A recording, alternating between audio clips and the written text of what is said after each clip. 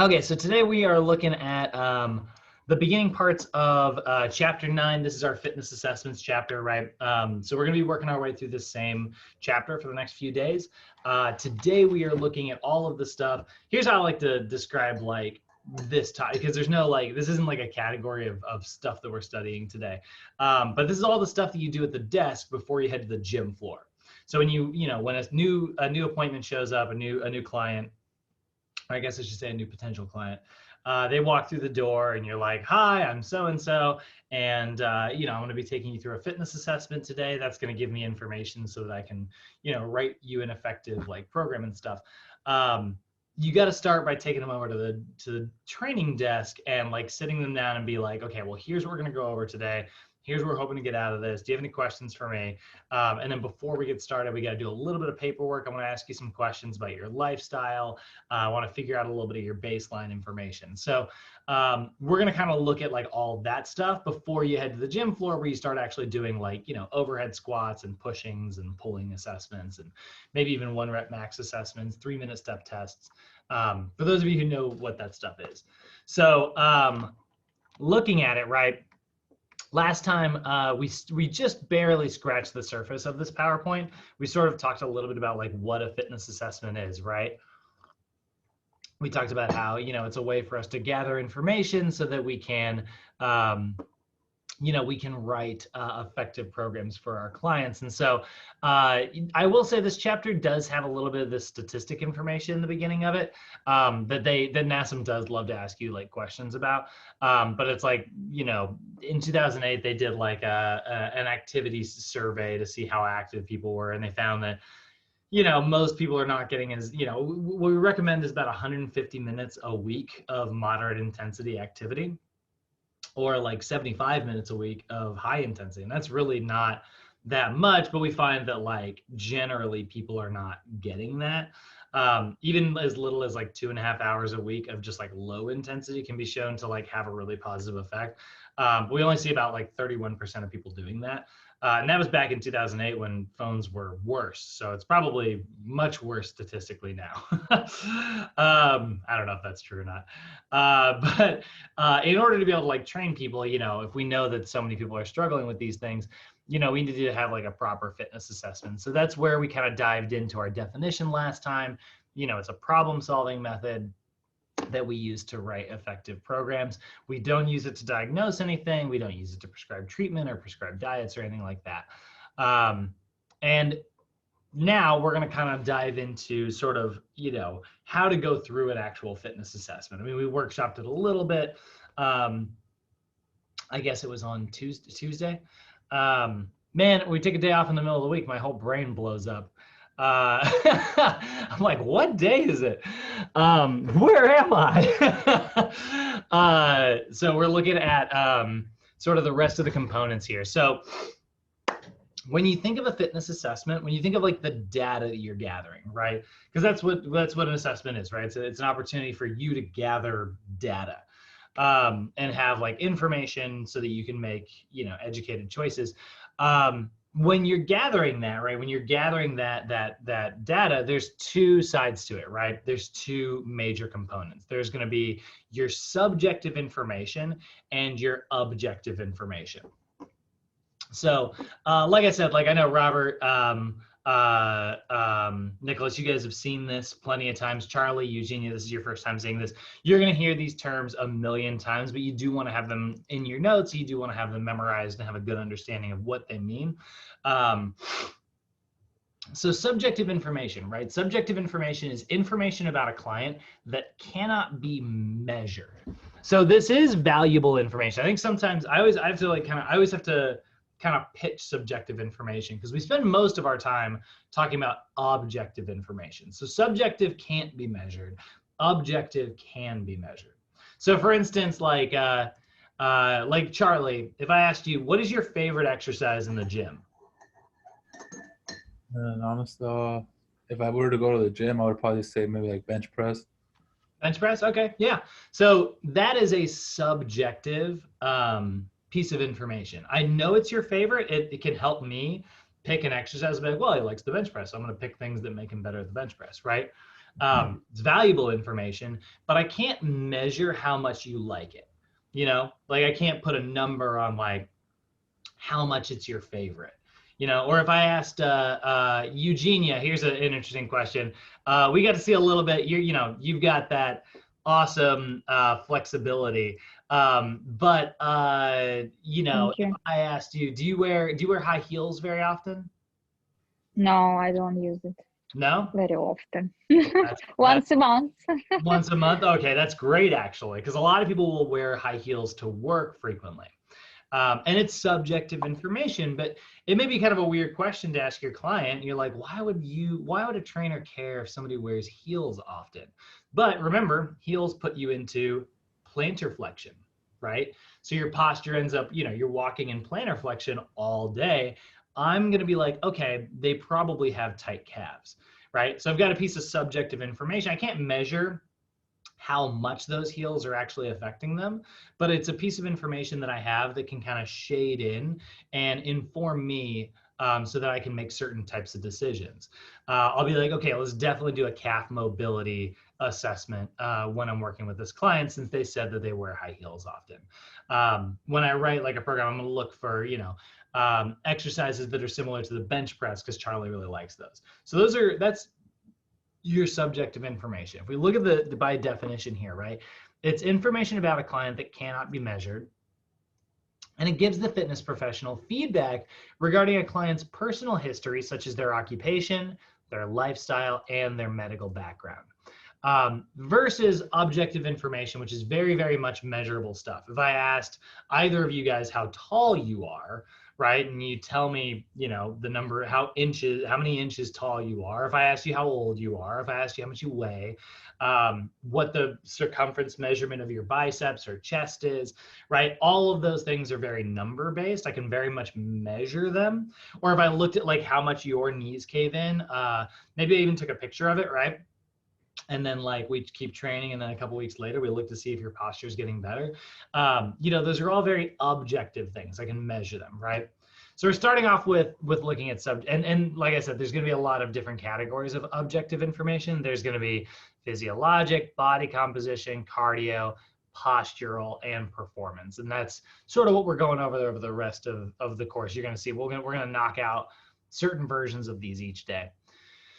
So we're starting today with very much with some of the objective stuff, and but we're doing a lot of subjective stuff. So subjective stuff, right? Feedback regarding your personal history, lifestyle, medical background, stuff like that. Now, the first piece of information that you need to gather from your client before you actually walk onto the gym floor, you know, the number one thing that you need to get from your client before you ever start doing any training is your first piece of subjective stuff, which is called the PAR-Q, or the Physical Activity Readiness Questionnaire, right? So this is a questionnaire that is directed mostly towards detecting any cardiorespiratory dysfunction. So if I go to NASM's website here, if I go to nasm.org, you know, and I go to, they got all kinds of really great stuff on here. If I go to resources, which I never know how to find up here. I'm sure it's up on this tab up here. I just, yeah, whatever. I know it's down here. Or I could Google resources. There we go. Trainer resources, downloads. So if I go down to the downloads, right?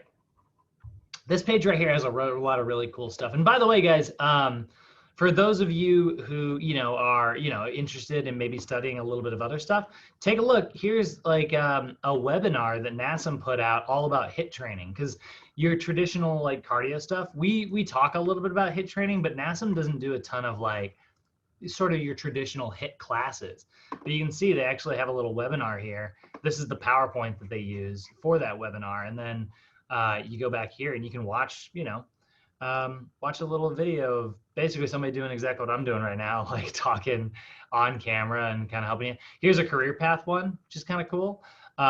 There's the OPT model. I don't think anybody in here is going to need that, considering that I talk about it constantly. But anyway, there's a lot of really fun stuff down here. Now, let's go up here. Oh, and then like here's like a photo consent form and stuff like that. But here's the assessment forms up here, right? This is usually what I spend my time going to when I go to NASM's website. I'm looking for the assessment forms and the programming forms. So you'll see right here. Here's the PAR-Q. This is your physical activity readiness questionnaire. I click this, right? This is what it is. And so you're gonna have your client put their name at the top and the date and their age and stuff like that. And then you wanna ask your client these questions. Like you will see sometimes a lot of trainers will just have this printed out and they'll be like, so do me a favor, go ahead and fill this out. It's gonna, it's basically like, it's almost like a consent form, but it's gonna tell me just a little bit about like your personal medical history. I don't like doing that personally. That is faster. It is always faster to get somebody to just fill something out. But I like to interview my clients for a couple of reasons. Number one, it gives me an opportunity to talk to them more. So I'm now building a little more rapport with them, right? We're getting friendly. And then number two, I can rephrase any of these questions to maybe pull out some information in case they forget something. Like I can't tell you how many times I've done like the general medical history questionnaire, right? And I'll be like, hey, if I go down here, have you ever had any injuries or chronic pain? If yes, explain, right? And they'll go, nope, no chronic injuries, no pain or anything like that. And then all of a sudden, like, we'll be training each other, or I'll be training them, and we'll be 3 weeks in and they start complaining. They're like, oh, my knee's hurting just a little bit. Well, I had knee surgery about 6 months ago. And I'm like, we went over this. I asked you. People love to omit information. It doesn't cross their mind. It's something, it's not important to them. And so like they don't realize how important it is to you. So I like to ask these questions because like generally it will sort of pull a little more info out of people because you can give examples. And then once you've given examples, they're like, oh, you know what, I did do that. Yeah, I had my pancreas removed, didn't think that was important for a trainer. It's like your pancreas, one of the most important organs you get. This first piece of subjective information, the physical activity readiness questionnaire, right? So it's going to be, 7 questions? 1, 2, 3, 4, 5, 6. Yeah, 7. Has your doctor ever said that you have a heart condition that and that you should only perform physical activity as recommended by your doctor, right? So if your client says yes to that, that's a big red flag, right? And you'll notice again, it is most of these are cardiorespiratory questions. Do you feel any pain in your chest when you perform physical activity? And I'll sometimes expand on that. I'll be like, do you ever feel any pain or any tightness in here? Like when you're trying to exercise, feels like you can't like expand your chest all the way.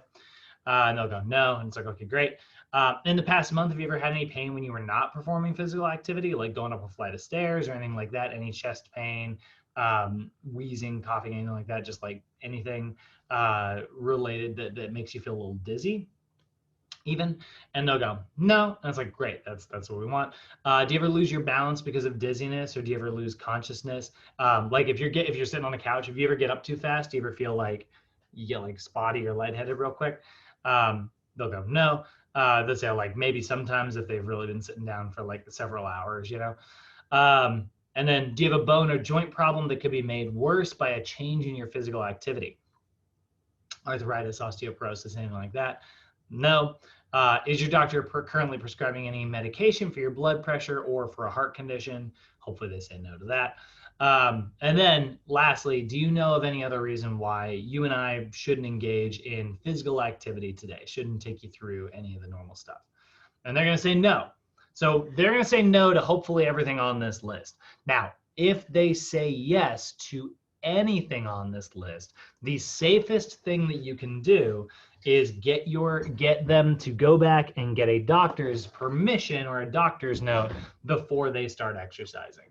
Now, can you train them legally if they don't go get that doctor's note? Yeah, of course you can. But if they've got a heart condition, the whole point of asking them these questions, right, is to make sure that let's say this person has a heart attack once you go to the gym floor, right? You know, you had them fill this questionnaire out. They said no to everything. You take them on the gym floor. They're excited. You're excited. They start doing their assessment, and then all of a sudden, out of nowhere, they have a heart attack. And they live, you know, we're not going to make this scenario too dark. But they, you know, suddenly someone encourages them and they're like, hey, like, it sounds like that trainer was putting you through something that was unsafe. You should sue them. And so then all of a sudden, like, you know, you end up in court because like they want to say, you know, you did something that was too risky for someone like them. You pushed them too hard during your session, right? So if you ever go through like a litigation process like that, it's going to come down to two things. You know, they're going to look at two major things when they look at, you know, your case. They're going to look to number one, to see if you're actually any good at what you do. Now, you know, it's not like they're investigating this. It's not like the judge is going to be like, let's see if you're a good trainer. Put me, you know, I got a gym in the back office here. I'm going to have you put me through an hour session and I'm going to see how good you are. No, they're not going to do something like that. The only way they can tell if you're any good is, you know, are you certified? And if your certification's current, well, then, you know, according to the United States of America, you have your certified personal trainer certified personal training certificate. Well, then you are an expert and you are deemed good at your job by default. That's what certification does for you. That's the whole purpose of it. It is to show that you're an expert in the field. And that's why you have to take a very standardized test. You know, that's you proving that you are good at your job. But, you know, obviously we all know that plenty of people can get certified and not to be so great at this. But that's a totally different conversation. So they're going to look at that first. And then the next thing they're going to look at is they're going to go, okay, well, did you do your due diligence before you started training this person? Like, did you check to see if you were stressing them out too much by putting them through some type of exercise routine? And what you're going to do is you're going to go, yeah, I did actually. I had them sign the physical activity readiness questionnaire. I asked them questions about their general and their medical history. And I asked to see if, you know, there was any reason they shouldn't engage in activity, you know, if they have heart problems. And so the judge is going to go, all right, well, you know, I believe that you're an expert and I believe that you did everything in your power to keep this person safe, but accidents happen. And all of a sudden, case dismissed, you're good, nothing to worry about, you know, because you did everything in your power, you know, like, that's exactly what happened. I've never actually known any trainers. I've never known a trainer to actually get in trouble for hurting a client. The only two like law cases that I've ever been around throughout my career, one of them, the first one was a coworker of mine who was a real dirtbag, who was suing LA Fitness. So he was a trainer suing the company, and that's definitely not what we're talking about here. He succeeded, by the way, and I got a $35 check in the mail. And then the other one, the closest that I've ever actually seen was a guy who was at our weight loss resort, and he slipped, and I can't remember if he broke it or if he fractured it or just maybe even bruised it really badly. But his tailbone, he slipped on some ice. It was in Malibu. You know, our classes start at like 6 a.m. And so it's 6 a.m. You wouldn't think that Southern California gets all that icy, but it does in the wintertime. It actually gets really icy. And so there was this ice patch and he slipped on it, busted his tailbone, and tried to sue WellFit over it. And so, you know, they went before a judge or whatever, and you know, the judge did exactly the same thing that I kind of just described here. It was like, well, you know, is WellFit qualified to let people, you know, walk around? You know, are we keeping people safe? And it's like, of course we are. Everyone's certified. We all, you know, we all have credentials and blah, blah, blah, blah, blah. And then they looked at it, was like, well, did you do everything in your power to make sure that it was safe on that walkway? And so they sent, we had pictures of it, but they sent someone out to make sure that we were telling the truth. There was it was a textured concrete, so that like it would be easier for your feet to grip. There was lighting on the walkway, so it was easy to see at night, even if it was dark. We had laid gravel and salt down to keep ice from forming, but it only works so well. So we had done everything in our power, because it's not like we didn't know about this ice problem. This is something that happened all the time. And we had warned people in the past, but again, accidents, no matter how cautious you can be, sometimes accidents happen. And so, that was what the judge said. He was like, well, accidents happen. It looks like you guys tried your best. You're not being risky. You're not being unsafe. You did everything in your power to keep this guy from falling, and he still fell. That's not on you. Case dismissed. So, all that to say, I'm mentioning all this because it is important. And I always kind of go through this sort of spiel every time I talk about the PAR-Q. This is something that's really easy to skip, because you want to get right onto the gym floor, and you really want to get to the fun stuff of personal training and, get to working with your client. But this stuff is really important to just make sure that you always keep yourself safe in your career.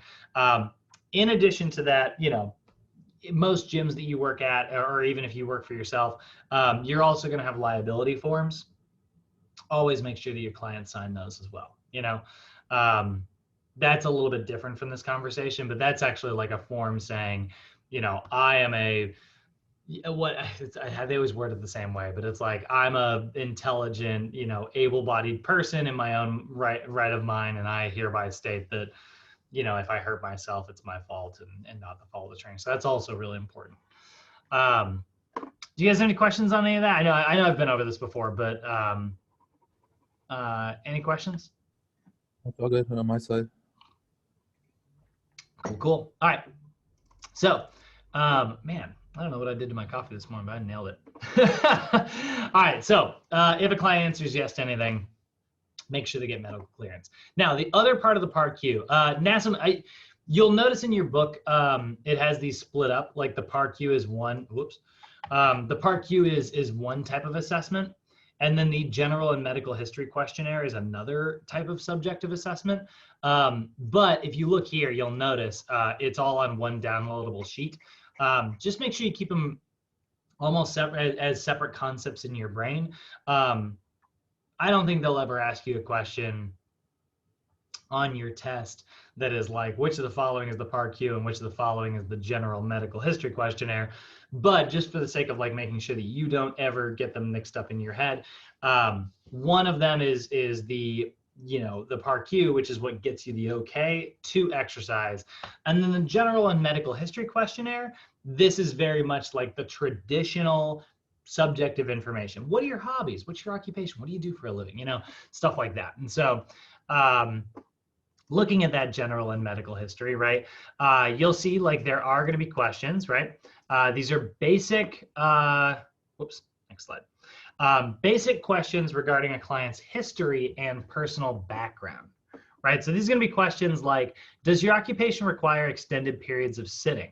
Now that is kind of a weird question. Like, why would we care about their occupation? We're just trying to figure out what exercises to give them. Well, remember, go back to our anatomy lessons, right? Go back to what we know about the human body. Extended periods of sitting leads to overactive or shortened, right? Hip flexor muscles, because, I got to move back here, but you're sitting in a hip flexed position. My knees, are coming up towards my chest. I'm in hip flexion right now, right? This is neutral, right? This is hip extension. This is where I am, shortening my hip flexors and I'm lengthening my glutes. So if I ask you a question about if you're sitting for long periods, what's really nice is that will tell me a little bit about, it's like, okay, I'm going to look to see if this person has really tight hip flexors, or I'm going to look to see if they have weakness in like hip extension movements, right? Or I'll say, and another thing that we know is that like if you sit all day long, you might have low energy expenditure. You might not be burning as many calories. I can't tell you how many times I've had clients be like, I don't get it. I exercise 5 days a week. I'm eating everything I'm supposed to, and I'm just not losing weight. And then I'm like, oh, that's really interesting. Like, it sounds like you're putting in all the work, but you're just not getting results. And they're like, yeah, that's how I feel. It's frustrating, and I'm it's tearing me up mentally. Like I'm really irritated, and I feel like I just want to give up. And it's like, all right, well, let's look at some other stuff that's like outside of your workouts. Like your workouts sound like they're really doing a lot for you. Let's look at what else is going on. And then like we look at their job, and it's like, how often do you spend like sitting? And it's like, well, I'm stuck at my desk for not 8 hours. I got to get up to go make a copy on the copy machine here and there, or deliver like a piece of paper to someone else. I got my lunch break where I walk downstairs and stuff. And it's like, okay, so I'm starting to get a picture though. Like, do you work in a cubicle? And they're like, yeah. And it's like, okay, well, that's a pretty low energy expenditure job, why don't we try, let's keep tracking your statistics and stuff. But if you can set like a timer on your phone that warns you every hour at the top of the hour, you just get up and take a lap around the office and we'll give you like a series of like little tiny stretches that you can do, just kind of, help with your posture and stuff like that, and make you maybe lose a little bit of tension throughout the day, and see if just maybe changing that up a little bit just gets you up and moving a little bit more, so that you burn a little bit more energy. And so I've done that with my clients, and that's been the trick. And it's weird when you talk about stuff like that. It's like the thing that helped your client in the end wasn't you as like a fitness expert telling them how to do push-ups better. It was you telling them how to modify their lifestyle, like get up, I deal with sleep all the time. I'm constantly coaching people how to get better sleep. I feel like. So that's a big reason why we ask that, and you can see that question here, by the way. So actually, before I move forward anymore on the notes, let's look at the general history questionnaire. So what is your current occupation? Does your current occupation require extended periods of sitting? Right. And then they can describe yes or no, or they can, you can ask them a question. You can ask them these questions, and you can write in the little margins here. Does your occupation require repetitive movements, right? If we look at like, jobs that have like the same motion over and over and over again, that eventually shortens those muscles, right? Construction workers, painters, those are always sort of my go-to examples with these repetitive movements, but like that often leads to like overactivity. Mechanics who like, they'll often get like under a car in like the same position every time, because it's just, that's their comfortable side.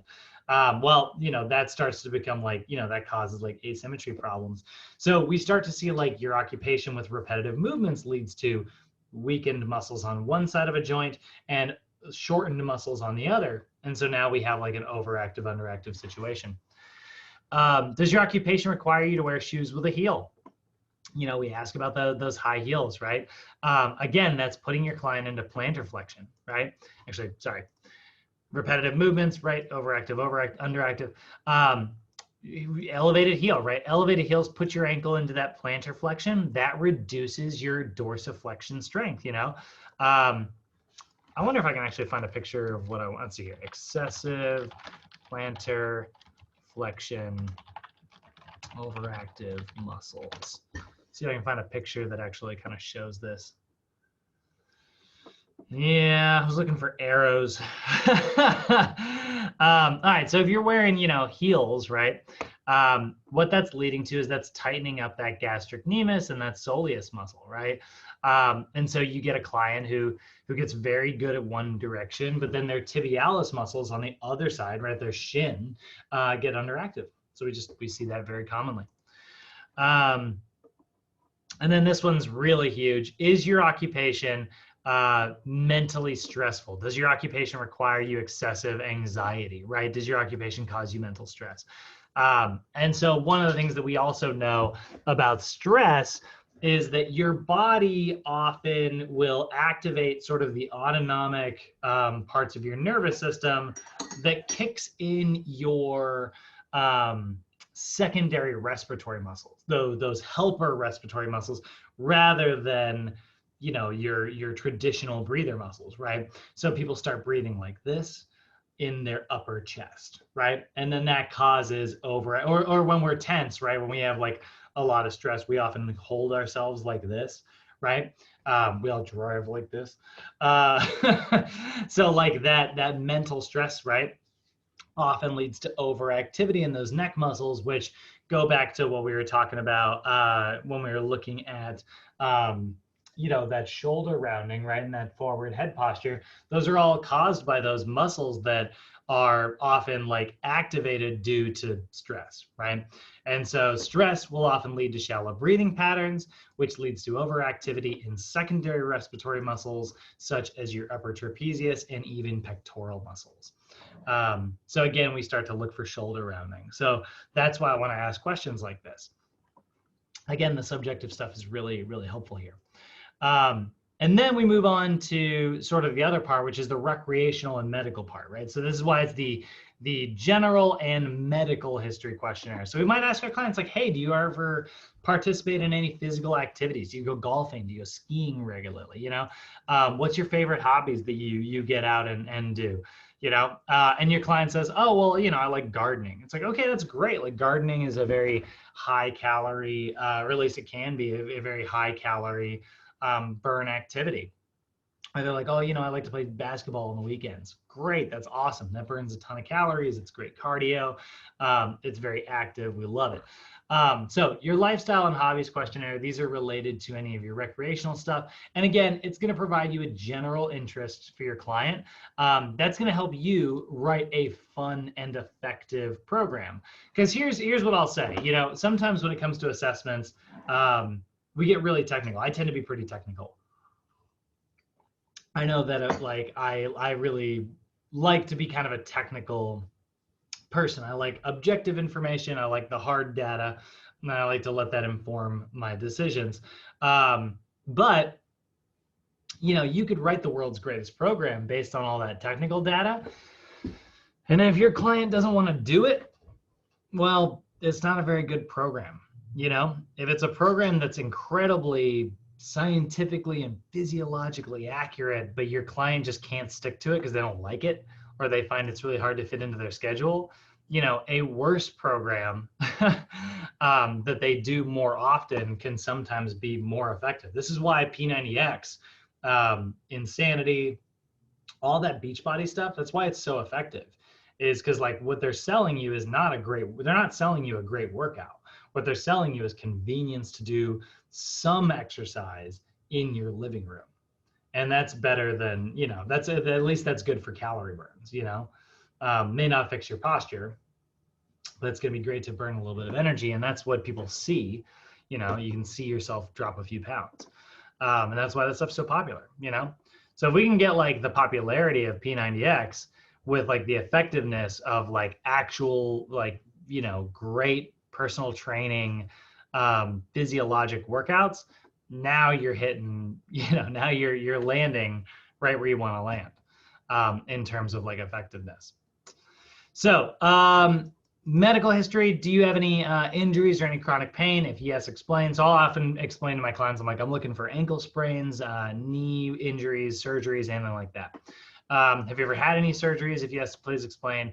Have your doctor ever diagnosed you with a chronic disease such as heart disease, hypertension, cholesterol, diabetes, right? Always want to find out about your client's medical history to see if they have any of these conditions.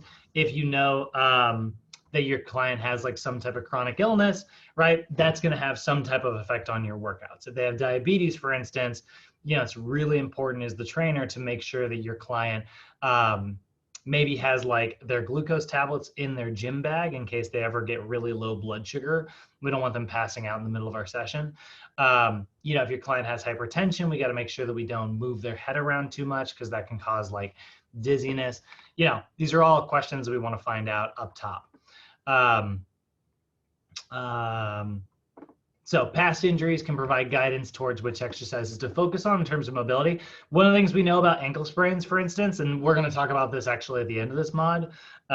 This isn't something you have to have memorized right now, but we know that ankle sprains lead to glute weakness on the same side. So when you sprain your right ankle, your right glute often gets deactivated. because you end up not using it for a few weeks. And so it's like, I'm going to look to see if maybe you have an asymmetric weight shift or if you have like weak glute muscles, you know. Chronic health conditions can provide you guidance with like what might, what exercises might improve those conditions. If your client has diabetes, we know high intensity exercise has the most positive effect on that. If your client has osteoporosis, we know that weight bearing exercise has really positive benefits on that. And lastly, are you currently taking any medications? Medications are really important because certain ones are going to have certain physiologic effects. So medications and physiologic.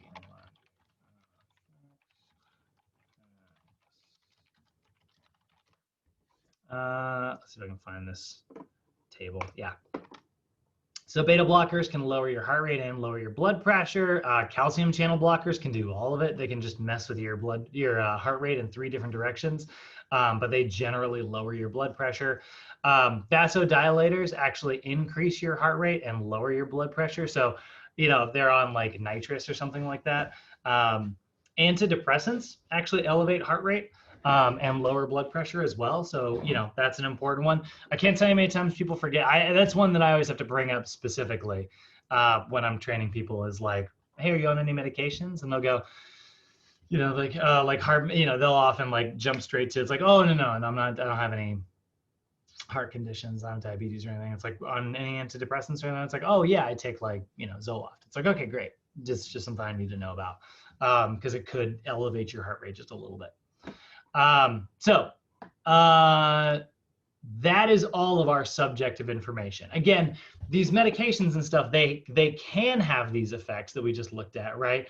But they don't necessarily, affect one person the same way they affect someone else. That's why it's considered subjective, because it's immeasurable, even though it's important. Right? Same thing with injuries, right? If you tell me you had an ankle sprain, some people are going to bounce back from that ankle sprain like no problem because maybe it was a really minor sprain. Somebody else, completely detached their ligament. That's a totally different situation. I can't measure how much an ankle sprain is going to affect you, but I do want to know about it in both scenarios. Any questions about subjective information before we move on to the objective stuff?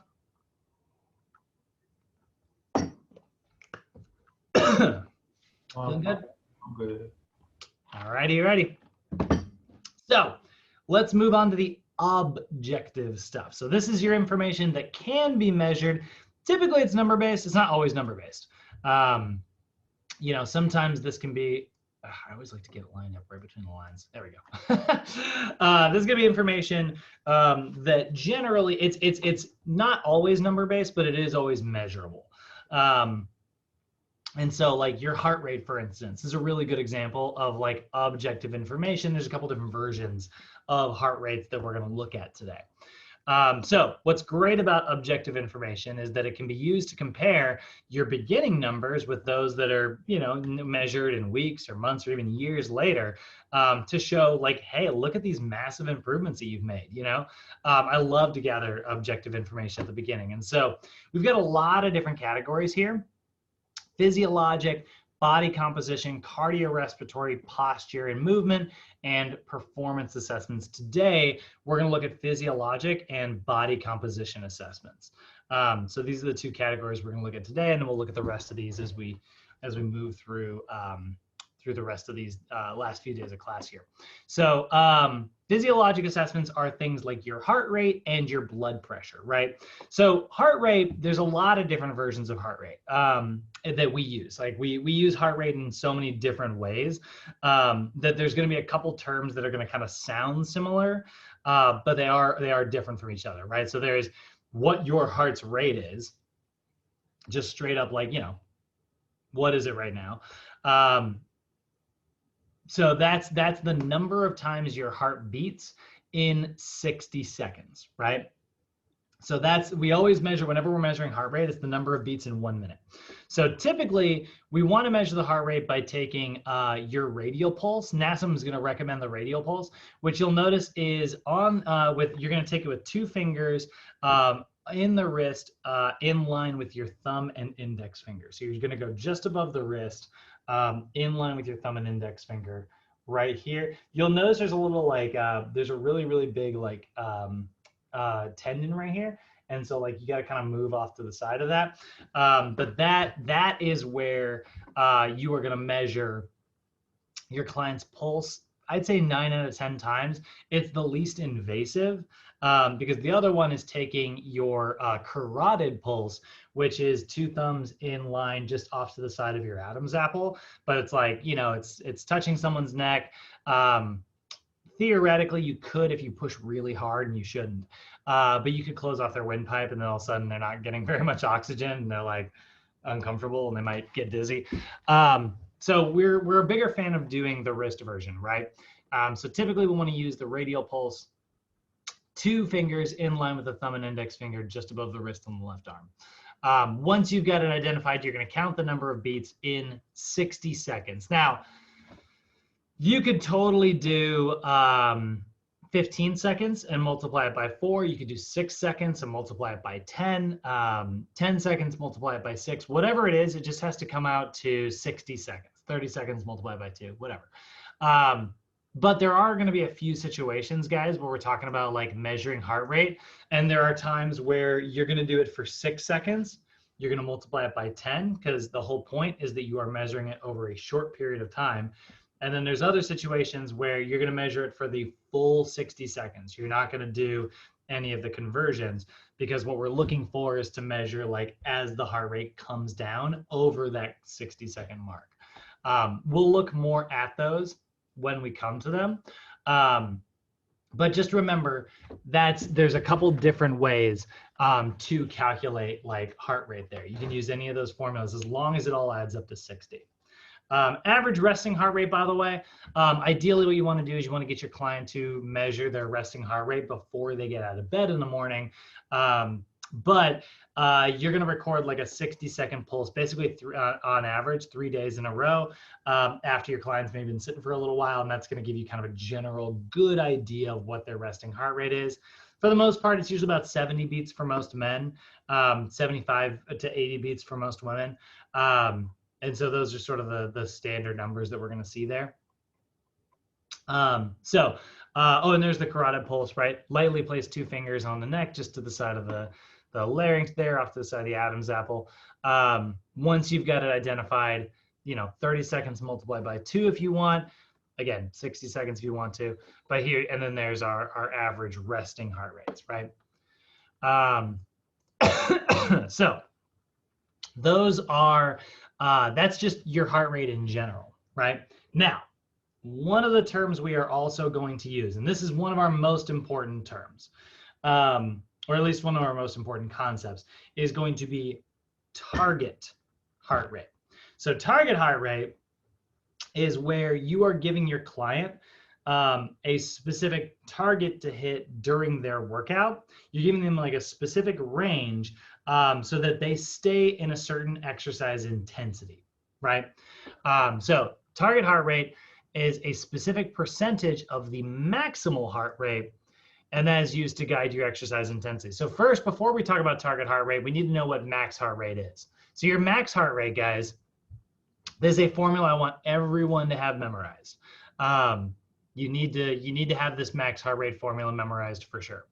And what your max heart rate is it is always going to be, and it's just these flat numbers every single time, it is always 220 minus your age. That is your max heart rate. So I'm 32, so 220 minus 32. My max heart rate is 188, okay? According to this formula, that's my max heart rate. So if I wanted to work out at, say, 85% of that, right?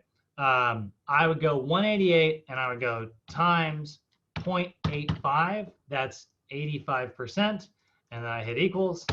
And there we go. Now my target heart rate, if I want to be at 85%, my target heart rate is now, maybe call that one, we're just going to round this up. We'll call that 160, right? So that's why we need to have the heart rate max formula. We need to know that it is 220 minus their age equals heart rate max, okay? Everybody got that? Feel pretty good about that? There is another formula to get your heart rate max that is a little more commonly used with athletes. This is called your regression formula. You're not going to see this as often in your regular textbook, but this is a more popular version of the old formula for clients who are generally like a little fitter. And so this is the regression formula. I don't pull this formula up too often. But what this is it's 208. It's very similar, right? 220 minus your age. This is 208 minus 70% of your age. So like, again, I'm 32. So 70% of that is 22.4. So I'd be 208 minus 22.4. Well, my heart rate max now is 185.6. So, you know, it's a little bit lower actually, a little bit different. Both formulas are really good. They think that this is a little more recent. So there's, you know, maybe this is more accurate. But honestly, guys, I wouldn't worry too much about knowing this one because we've got a much better formula coming up here in just a second. So once you have their heart rate max, right, using whichever formula you decide to use, the next step would be to multiply that heart rate max by your desired intensity. So I don't want to dive into any like program design stuff right now. Charlie, I know you looked at the OPT model a little bit yesterday, right? So you remember how you get the 3 levels, right? Right. So you've also got 3 stages of cardio. And those stages generally associate with like these 3 specific zones. So we have these 3 cardio zones right here. Let me actually pull those up.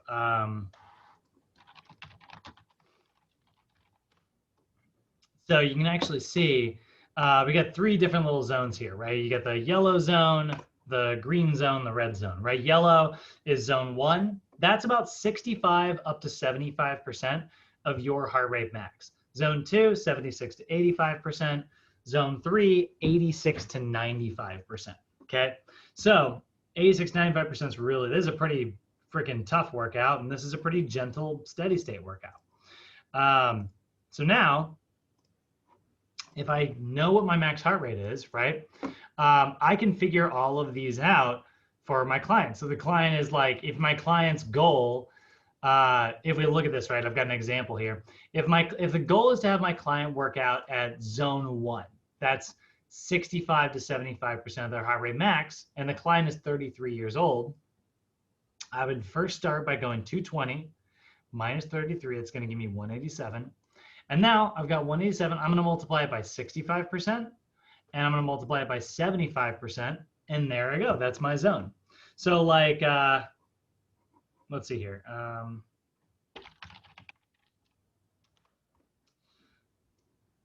So zone 1.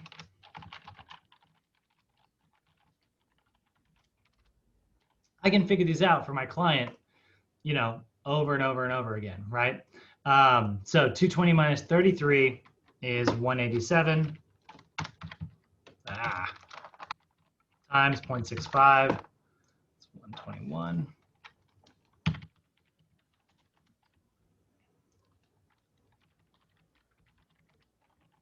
$140. Right, and then I got my zone 2. I would just do the exact same thing, times 0.76, 142. 187 times 0.85, 158. And lastly, 187 times 0.86.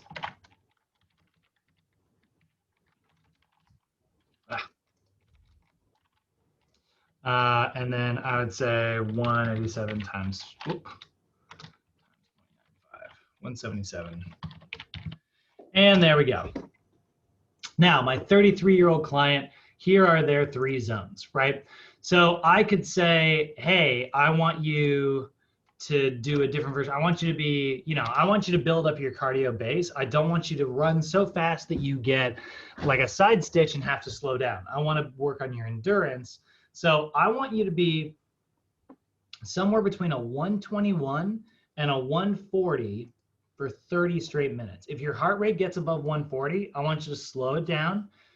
I don't need you to run that fast. Calm it down a little bit and get your heart rate back down. But if it's ever below 121, you're not working hard enough. We got to pick up the pace, right?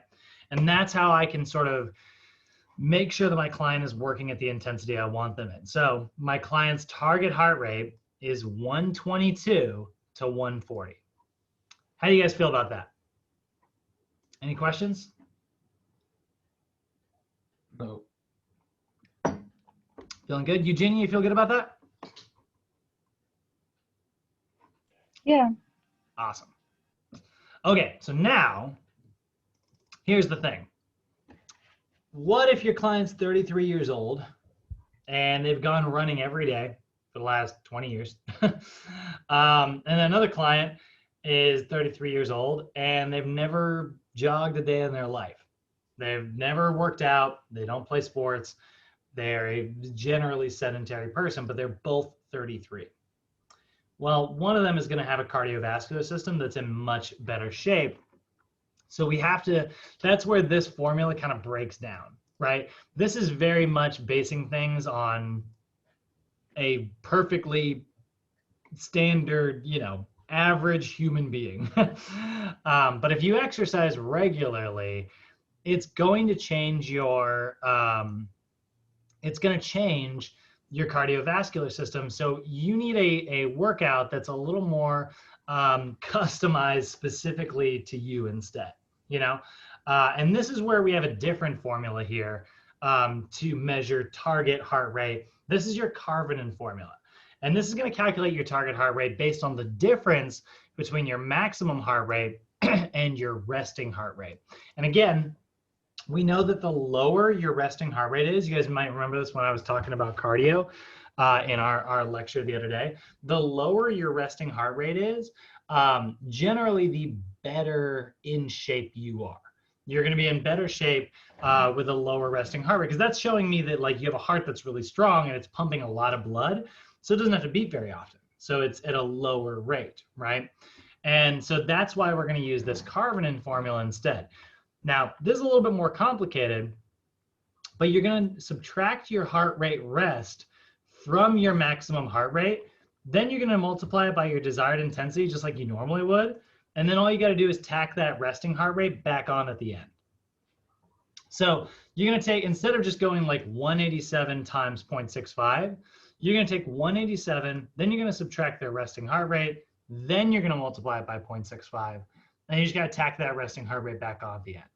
So the goal again is to have your client work out at 65 to 75%. That's zone one. Again, they're 33 years old, but now we know that their resting heart rate is 75 beats per minute. So 220 minus 33, that gives us a max heart rate of 187. We know that their resting heart rate is 75. So 187 minus 75, that's going to be 112. We're going to take 112 and multiply that by 65%, and we're going to multiply it by 75%, and then we're going to tack that 75 from the resting back onto both those numbers. So what we see in the Karvanen formula is we see 147.8 to 159. That's a much different workout, right? That is actually a much, much harder workout compared with the first one. That's almost, that's higher than zone 2's here. But that's a much more accurate formula for our client.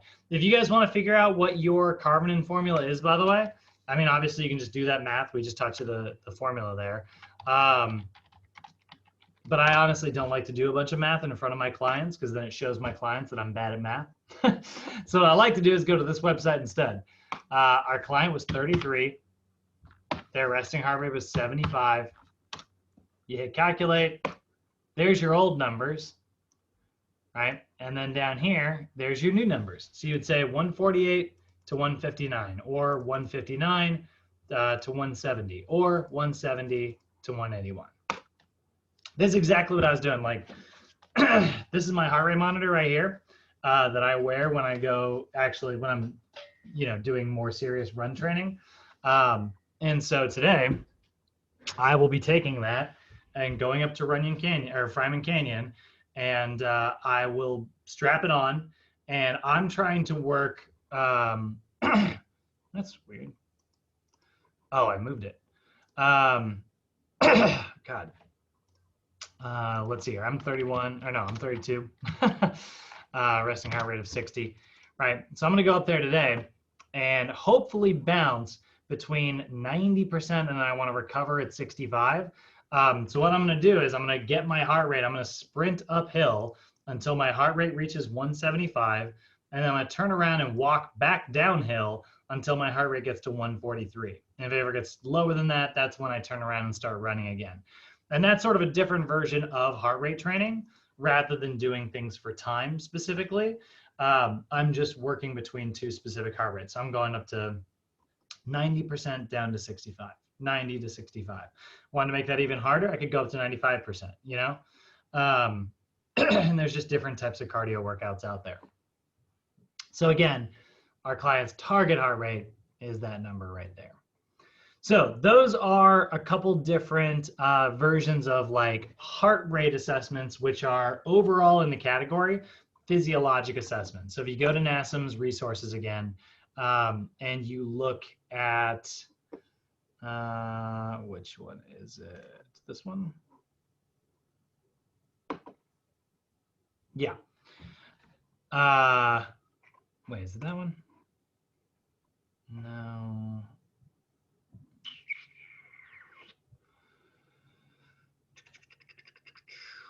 God, that might be it actually. Yeah, it looks like, okay. So we would write it right here, right? We'd have their name, we'd write what their resting heart rate is, we would estimate what their heart rate max is. And then these are two specific cardio assessments we're gonna look at later, so don't pay attention to any of this. But down here, you've got their zone 1, zone 2, and zone 3, and you would write what those numbers are down here for your client. And then, you know, you can use them when you're writing your programs. All right, let's go ahead and finish up the physiologic category here. The next type of assessments that fall under physiologic are going to be blood pressure assessments. Now, you guys do have blood pressure cuffs in your bags. You really don't need them. You're not really going to do blood pressure testing in 9 out of 10 scenarios in the gym.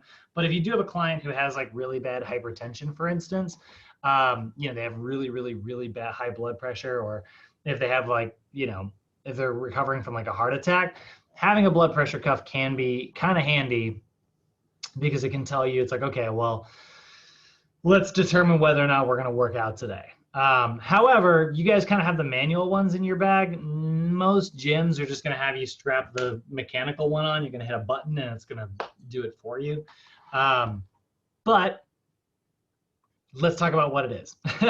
So what blood pressure is, right, is it's used to calculate the amount of pressure inside of the blood vessels of your client's body. So when your heart squeezes, that creates pressure, right? And when it relaxes, that reduces that pressure.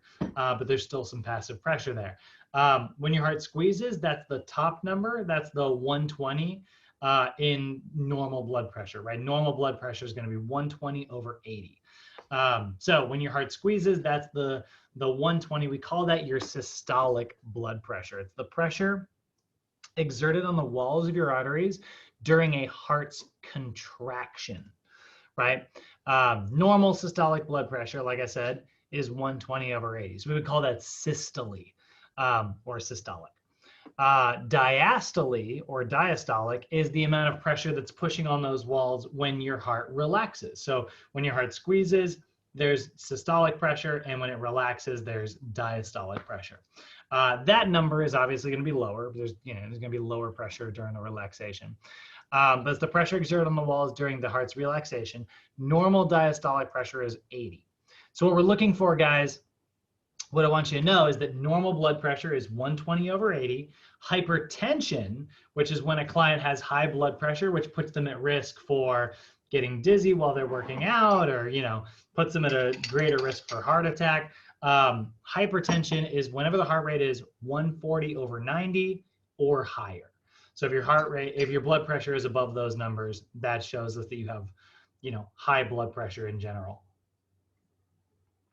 And if they do, you know, they need to talk to their doctor and see if their doctor can help them lower that blood pressure. And they need to exercise. so they can lower their blood pressure. But they can't exercise until they get permission from their doctor. It's a catch-22 in a way. When you are doing your blood pressure testing, I'm going to show you guys a quick little video here that's going to show you how to do this. This is actually a cool little video that is up online that you can watch. It's how to use a SFIG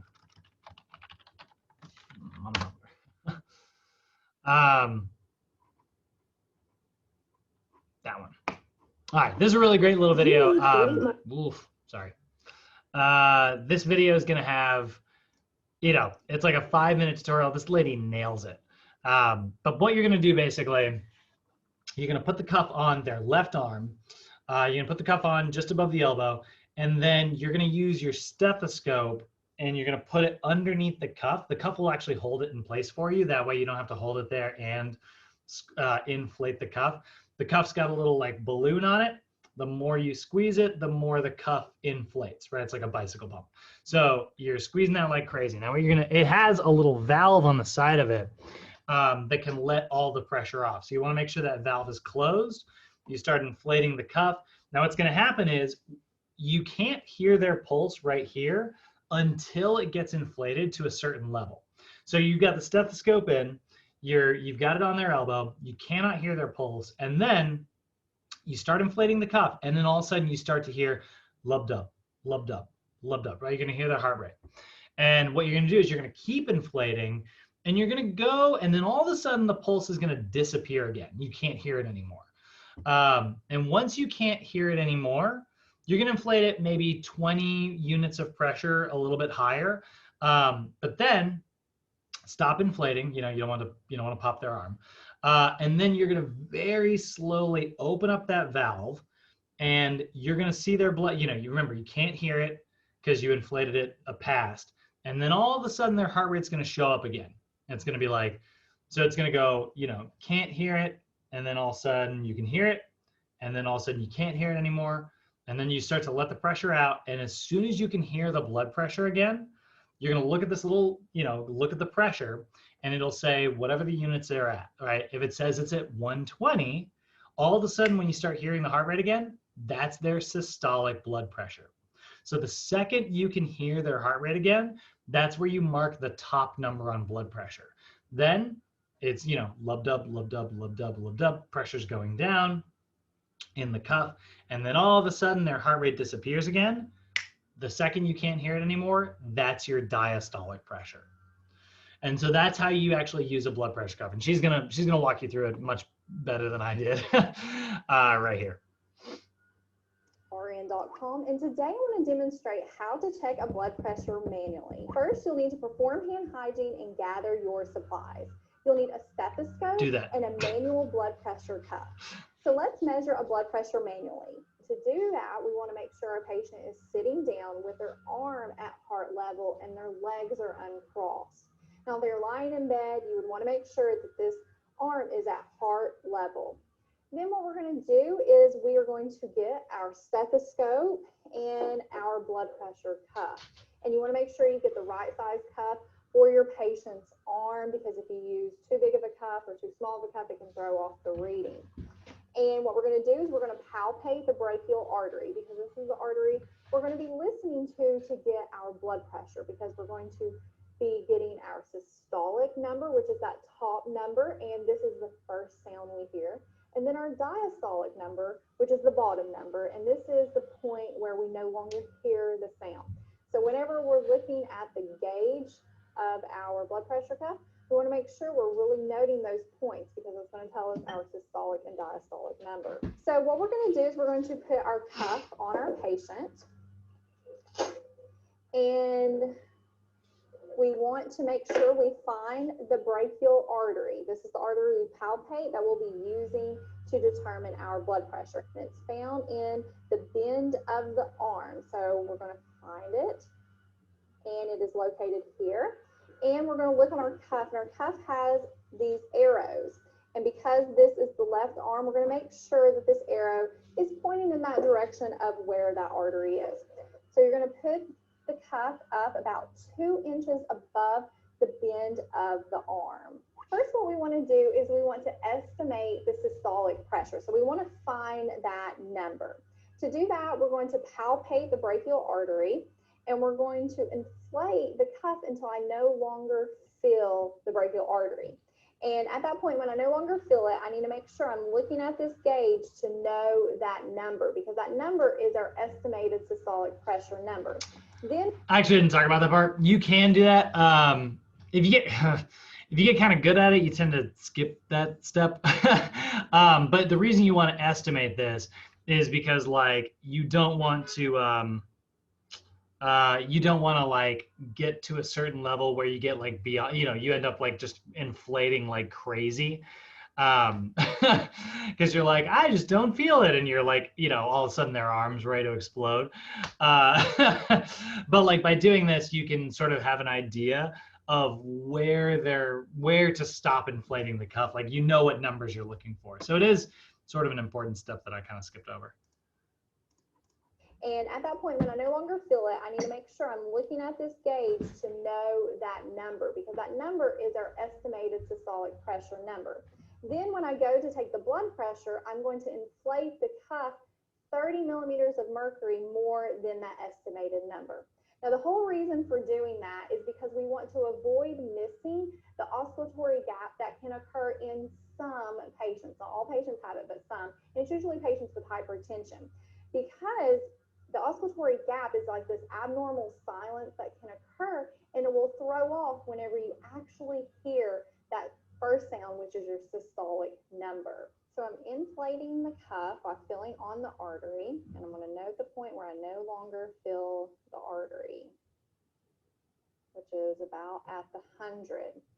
Then I'm going to deflate it completely and wait about 30 to 60 seconds, and then we'll take the blood pressure. So our estimated systolic number is 100. Now I'm going to inflate the cuff to 130, and that will avoid missing the oscillatory gap if one was present. So I'm going to take my stethoscope, put it in my ears. You can use the bell or the diaphragm of your stethoscope. I like to use the bell because it's best at picking up low-pitched noises. So we're going to place that over the brachial artery. Do it lightly. Don't fully compress it because you can occlude the artery. Then we're going to inflate our cuff to 130 millimeters of mercury. And we're going to let it fall about 2 millimeters of mercury per second. And we're listening for that first sound, which is our systolic number. Okay, it's 104. And we're listening for that last sound. And it was 78. So the blood pressure is 104 over 78. Then once you have your reading, make sure you fully deflate the cuff full of air. And you're going to take the cuff off of your patient, of course, and clean it if it's not disposable. And you will document the blood pressure and what arm you took it in. Now, what are normal blood pressure readings? According to the American College of Cardiology 2017 updated guidelines, a normal blood pressure is a systolic less than 120 and a diastolic less than 80. Elevated blood pressure would be considered a systolic of 120 to 129 and a diastolic less than 80. Hypertension stage 1 would be a systolic of 130 to 139 or a diastolic 80 to 89. And hypertension stage 2 would be a systolic greater than 140 and a diastolic greater than 90. Okay, so that is how to check a blood pressure manually. Thank you so much for watching, and don't forget to subscribe to our channel for more videos. Kind of fun, right? Again, generally, guys, what will actually happen is you'll have a blood pressure cuff, you're gonna strap it to your client, you're gonna hit the start button, and you're gonna sit there, and it will tell you what the blood pressure is. But you've got the manual ones in your bags, so they are kind of helpful. It's sometimes you'll end up using them. I honestly have only used blood pressure cuffs regularly when I was working at Biggest Loser, because we had so many people with like blood pressure issues, and so like if we had like a red flags list basically, And, you know, before they were allowed to go on the hike every day, they had to make sure that their pressure was within normal ranges. Or they would have to stay back and do like a workout at the gym instead. And that's the only time I ever like used it regularly, you know, was for that very specific list of people that not too many people were on, to be honest. How you guys feel about any of that? We're going to move on to body composition next. Do you guys have any questions there? No. Okay. Cool. All right. So let's look at body composition. So when I say body composition, I'm talking about your client's weight, their percentage of body fat, things like that. So first body composition assessment we're going to look at. I mean, honestly, we should look at weight. It's actually not on here, just traditional, like, how much you weigh? But I think that like, it's like NASM's like, look, don't put too much importance on just weight alone. We're going to look at sort of how, you know, what actually makes up someone's overall body weight. So the first one we're looking at is their percent body fat, right? So this is the percentage of your body weight. If you weigh 200 pounds and 20 of those pounds is fat, well, that's 10% body fat, right? So that's what we're looking at. We're looking at the percentage. It calculates an individual's mass of body fat versus the mass of their overall weight. Now, there are actually a couple different formulas out there for calculating body fat percentage. We gave you in your bags the little skin fold calipers, which are these little like pincher things that are in your bag. And so, hold on a second. Yours probably looks something kind of like this. If I can get the darn thing to open up.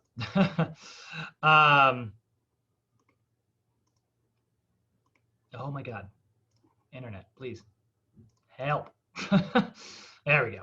So it's this little like pincher thing here. Now you'll notice when you look at it, you see how there's this little like divot right here, and then there's this little kind of bulbous head. So what you do is you put one finger over here, and you grab that side, and you put your thumb on that side where it says press, and then you actually pinch it together. You grab your client's skin, and you pull it like this until you get like a nice little pinch.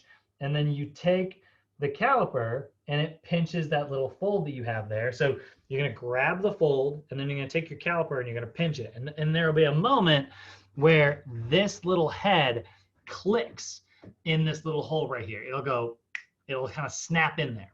The moment that that happens, you're going to stop squeezing. Now, meanwhile, you see this little, it's kind of hard to see here, but do you guys see this little like slider up top here? You're going to want to reset that to 0 before you start squeezing your client. But what's going to happen is while you're squeezing it, it will move. The more fat they have, it'll move this way. And you're going to want to use this bottom number down here. In my opinion, these are the millimeters. You got inches up here, but the inches one is, the numbers are too large, so it's not like quite as accurate.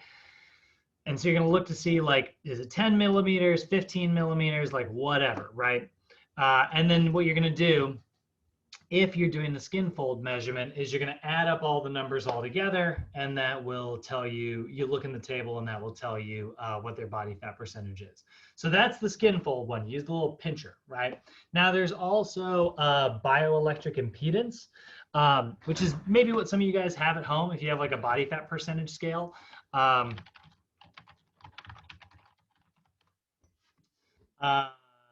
mean, I don't think anybody's got like a $4,000 one.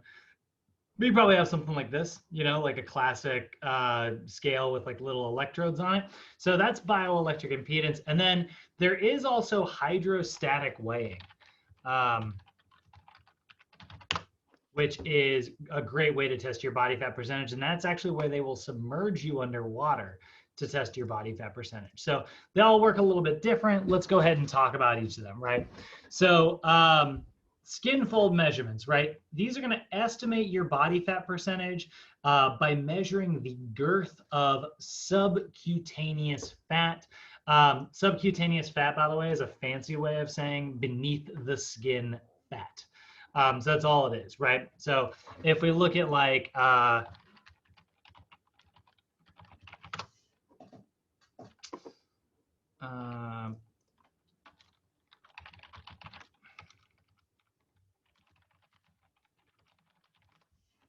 give me the picture I want. There's one in the weight loss manual, but I don't know how to pull it up quickly.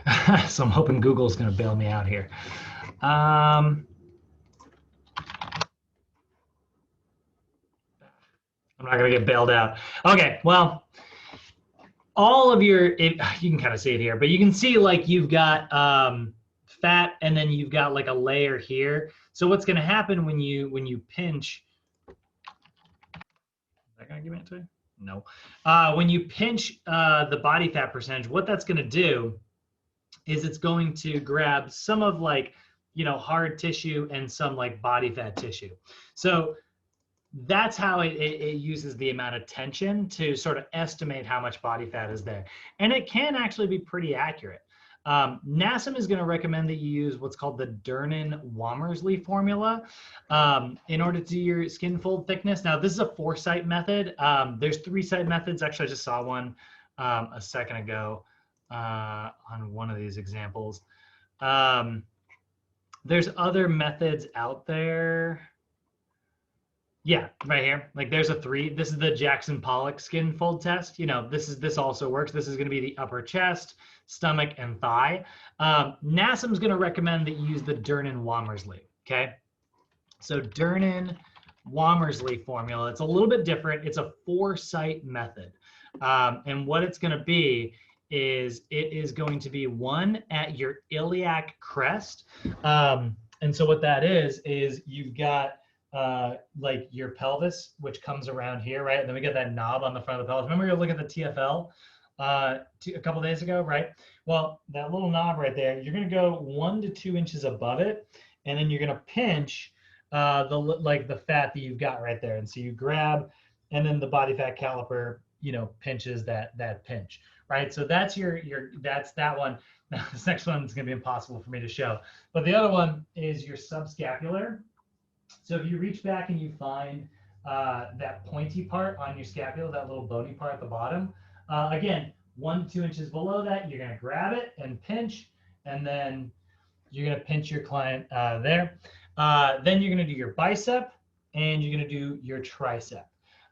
So those are your four sites, right? That's for getting your body fat percentage. If we look at it like biceps, right, the place we do that, it's a vertical fold. So you do want to do it this direction, not this way. Don't pinch your client like this on the bicep. Pinch them vertically. So it's a vertical fold halfway between their shoulder and elbow. Tricep, same concept, vertical fold halfway between their shoulder and elbow. And both these are their arms relaxed fully at their sides. Now, subscapular, right? You find that little wing. I actually kind of think this person's a little low, personally. I would probably be where their middle finger is right here, if it were me. But I don't know. This is a demo on NASM, so it's got to be right. I don't know. But it is just below the scapula there, right? And so it's a 45-degree angle, 1 to 2 centimeters below the inferior angle of the scapula. So that little pointy part. And then the iliac crest, like I said. So you're going to find that little knob, 1 to 2 centimeters, 45 degrees just above that iliac crest right there. So what you do, let's say, biceps are usually pretty thin. You can see how thin that is. So let's say that's 3, we'll call it 3 millimeters, right? And then we do the triceps, and let's say that's 9 millimeters. And then we do the subscapular, we'll say that's 11 millimeters. And then the iliac, we'll say that's 5 millimeters. So what was that? It was 5 plus 11 plus 7 plus 3. So we got a total of 26 folds, right? So then what you would do, and this is in your textbook actually, but you can look this up. So Dernan, there's the table. This little table will be in your textbook, but I open this up. Oh, it's a picture.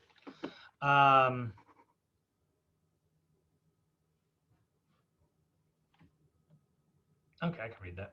So we would go up here. Oh, why am I, what? Oh, I can scroll that way. So I would go up here and like, what was that? A total of 26 folds. So if my client is, let's say 25 years old, right? Their folds were, what did I say? 26 folds. So 26, that'd be over here. This is the skin folds, right? So they have a body fat percentage of like 10.5%. That's pretty good, right? They're just somewhere between 10 and 12% body fat. Really close to 10 rather than 12. But like, you look at the number over here. If my client was 50, and their folds were 25, right? Their body fat percentage is going to be, closer to 15, right? So it's a little bit different for everybody, but that's what you do. You just sum all the numbers up. You don't have to average them or anything like that. It's just what all four numbers are added together, and that will tell you your body fat percentage. We have this chart in our textbook. Yeah, let me see if I can find the page, just for the sake of it. The weird thing is they don't put it on, oh my God. Oh, never mind. I opened up to muscle actions. It was a picture of a guy's back, and I was like, I opened right to the page. Not even close. Sorry. I got very excited.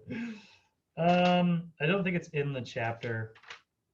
Oh, it is in the chapter. Yeah, it's in chapter 6. So you'll find that in chapter 6, table 6.7, page 124, guys. So go on into chapter 6 and you'll find those numbers there. Now, if you don't want to do that, right? Generally, a much more convenient version is going to be bioelectric impedance. Bioelectric impedance is going to measure your body fat by sending an electric current through the body, and that's going to measure how quickly that current travels. So here's the thing, like when you're putting in like a body fat tester, right?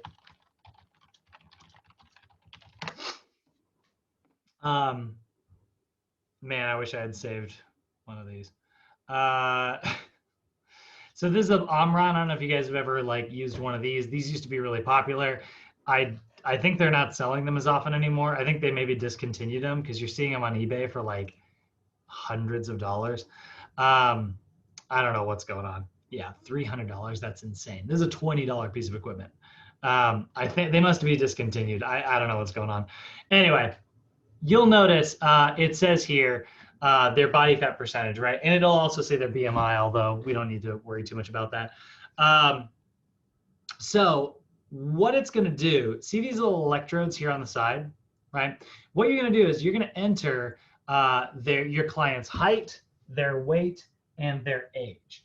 And what that's going to do is when you send that electric current, the machine knows, if you tell it that you weigh 200 pounds, right? It knows how fast this electric current should be able to travel from, this left hand over here to the right hand over here.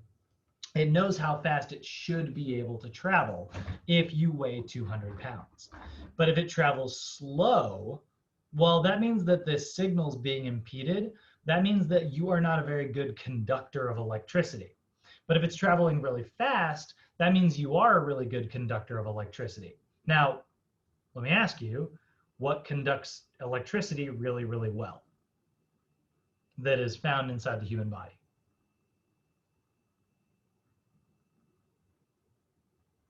Water. Water, right? Water conducts electricity like crazy. Well, muscle has a lot of water in it. Body fat is mostly made up of fat and oils, like lipids, right? So because that's made up of lipids, it doesn't conduct electricity very well. So if you get two people and they both weigh 200 pounds, and one person, the signal travels really fast, and in the other person, the signal travels really slow, that means that the person who the signal traveled slow, that has a higher body fat percentage. That's how bioelectric impedance actually works. And it's really, for the most part, pretty accurate. This technology wasn't very good when it first came out, but like now it's not bad. So it measures your body fat percentage by sending an insensible electric current through the body to measure how impeded that electric current is. And so electric currents run through water very quickly, and they run through lipids very slowly. Higher body fat percentage, the more impeded, the slower it travels. And that's how those machines estimate, what someone's body fat percentage is. And then the other last version is hydrostatic weighing. I'm going to show you another video for this. I've always wanted to take a class to a field trip to do this, but it's pretty expensive. Hydrostatic weighing. So we also know, based on, like research and stuff, we have taken fat and just weighed it on a scale. And we've also taken like other types of tissues and weighed them on scales. And then we've also done the exact same thing underwater. We know how much fat weighs underwater, and we know how much muscle and other types of tissues weigh underwater. So this is kind of funny. Actually, I'm going to pull up a comic that my teacher had on his desk. Garfield. This is a comic strip that was on my teacher's desk. It's a Garfield strip. And he says, "How the heck are you doing that?" And he says, "Simple, fat floats." And that is totally true. This is a scientifically accurate Garfield comic. I mean, it's not perfectly scientifically accurate, but the higher the body fat percentage, the less your body will weigh underwater. So that's why we use hydrostatic weighing. So I'm gonna show you a little video here. You can see how this works. Hey, we're here at Fitness Wave, and we're about to get hydrostatic weight, which is a measure of body fat. It's actually kind of the gold standard of body fat measurement.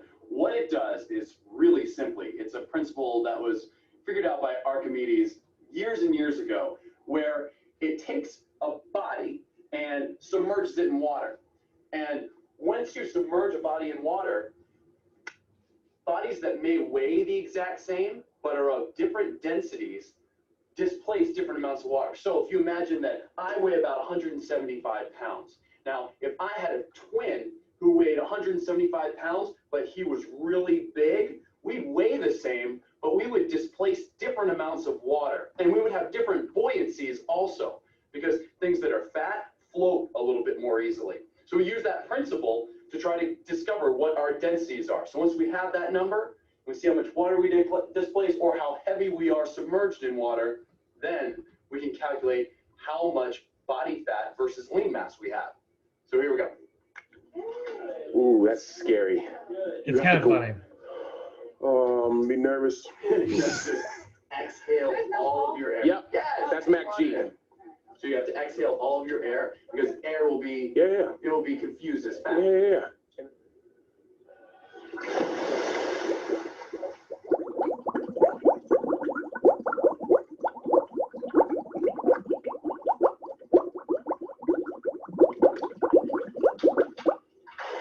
Good. I'm gonna do it again. All right. Whenever you're ready. Felt pretty dense. I know.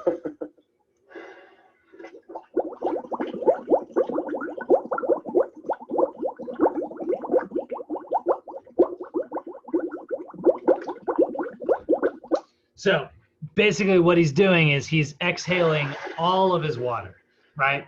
And he's on like that, you saw that little like cage that he's on. That makes sure that he's not like touching the ground at any point while he's in the tank.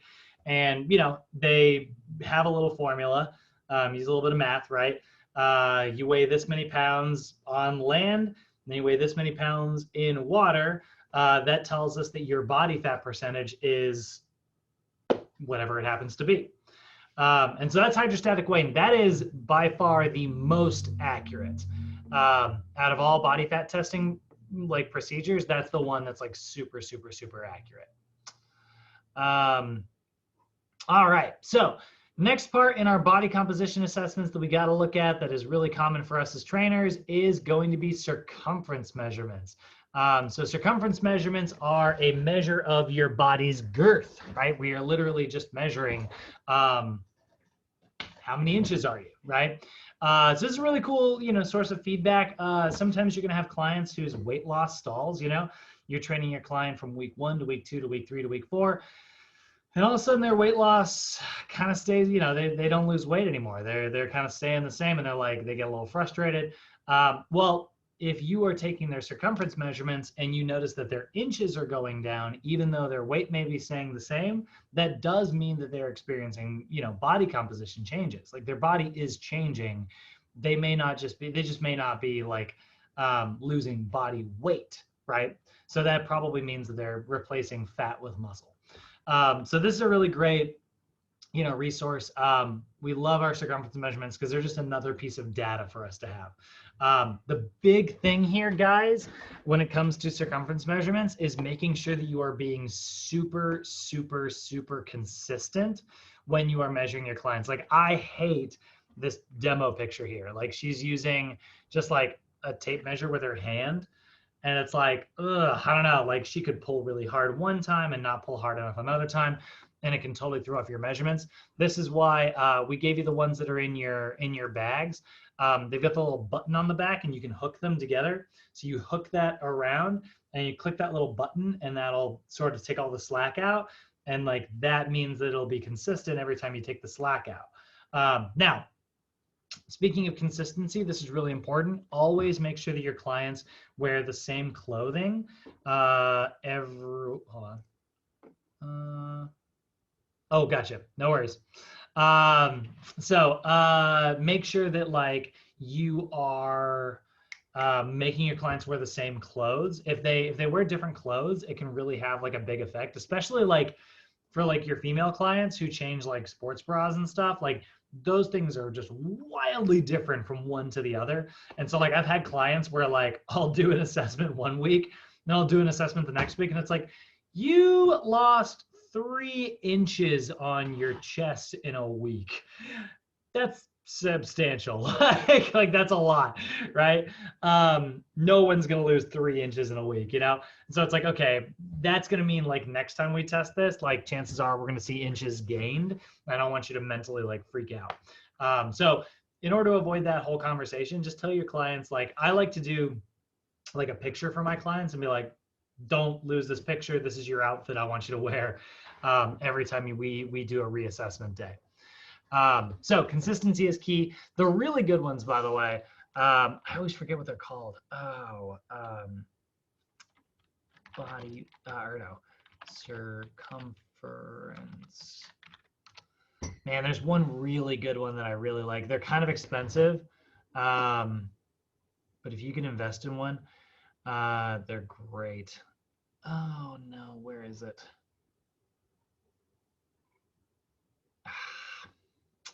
There, oh, close, no.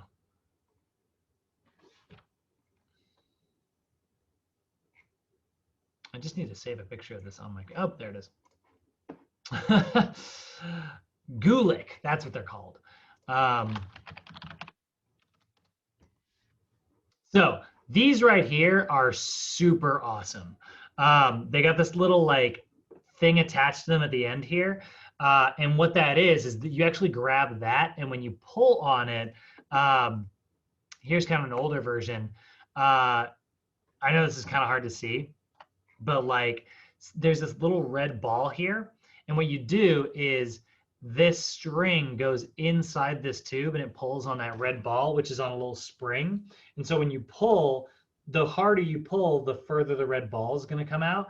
And what you do is you line the edge of the ball up with this like little part right here. And that ensures that like every time you like pull on your client to do their tape measure, you are pulling for like the same amount of pressure. So it takes the human error part of it out. And that means that like you're never going to like pull really hard on your client one day and then like really gentle on another day. You're not going to have like a difference there. So I really, if you can buy one of these, they're great. I think they're like $50. They're really expensive for like a tape measure. So like, I don't know. I think it's worth it. I think they're really cool. But they are wildly overpriced.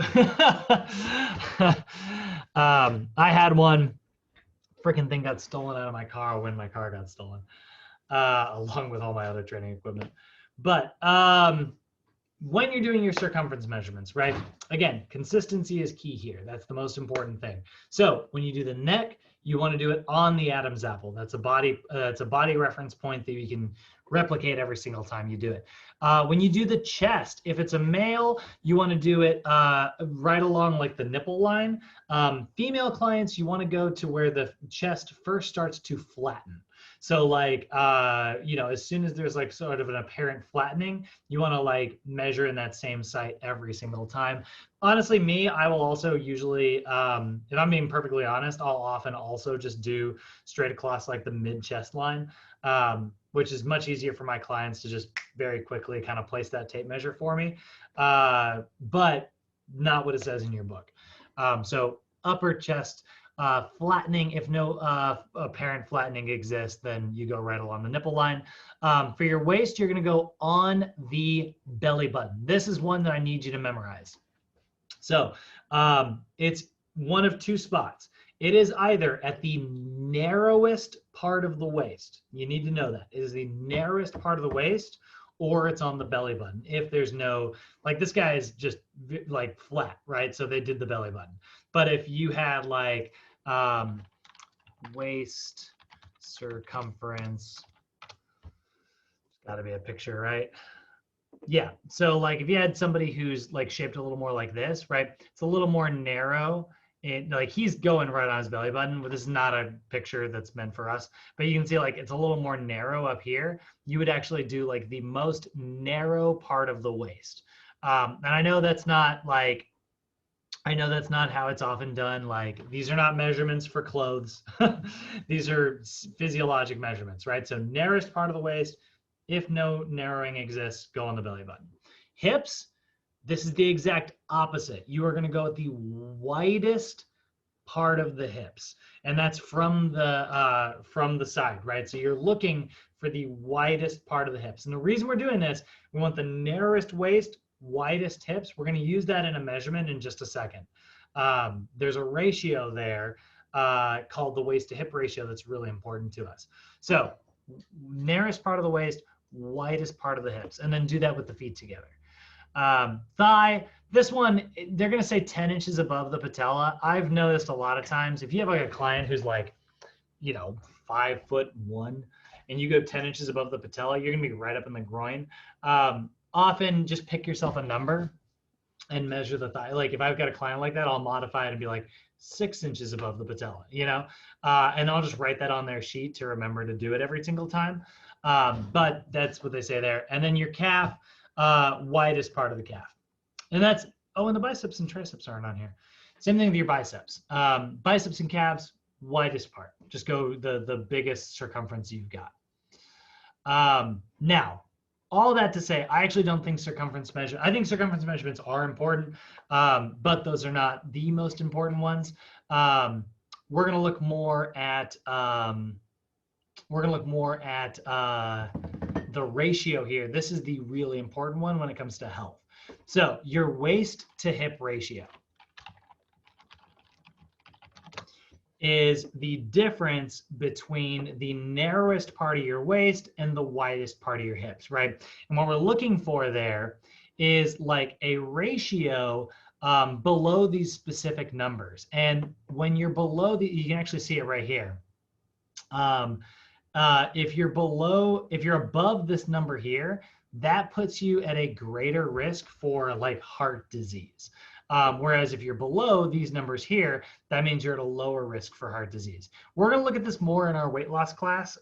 We've got some classes where this is a little bit more important for us.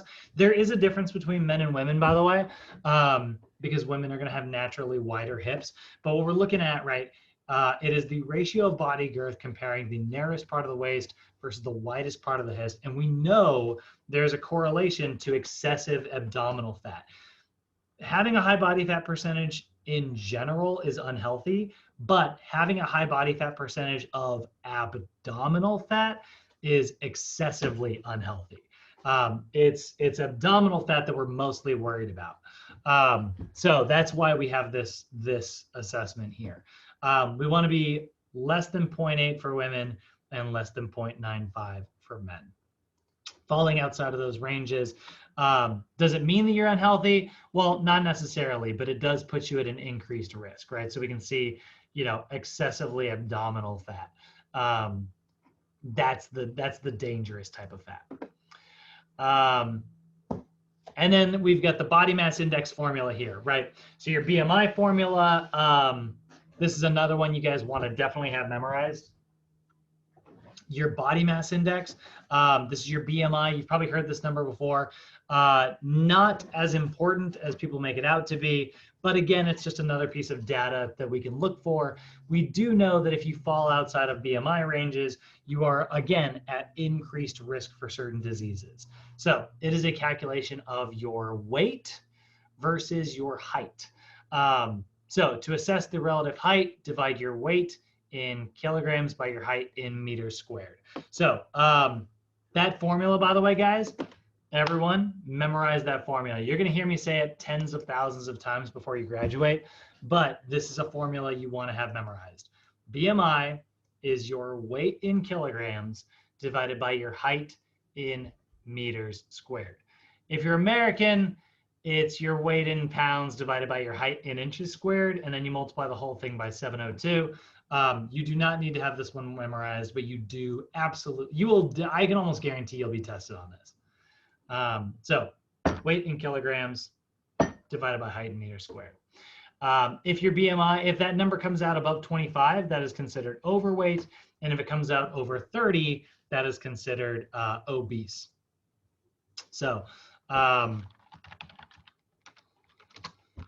if we look at that, right, these are sort of our normal charts, right? But this is helpful. So you have your height, you have your weight, right? And then you can see what your BMI is. That would do the math for you.